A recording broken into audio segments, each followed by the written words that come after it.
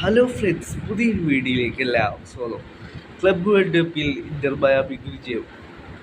FC പോർട്ടോയെ 2-1 തോൽപ്പിച്ചിരിക്കുകയാണ്. Inter മയാമിയുടെ ചരിത്രത്തിലെ European ക്ലബിനെതിരായിട്ടുള്ള ആദ്യ official വിജയമാണ് FC പോർട്ടോക്കെതിരെ ഇന്റർ മയാമി സ്വന്തമാക്കിയത്.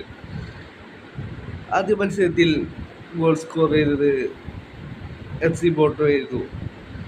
ഉമ്മർ ഡിയോളിലൂടെ FC പോർട്ടോ ലീഡെടുക്കുകയായിരുന്നു.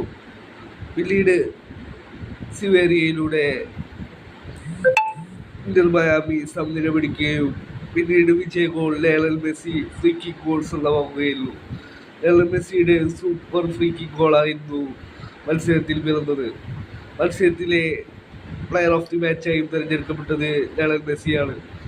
ഈ ഒരു വിജയത്തോടുകൂടി ഇന്റർ മയാമി അടുത്ത സ്റ്റേജിലേക്കുള്ള സാധ്യതകൾ സജീവമാക്കി.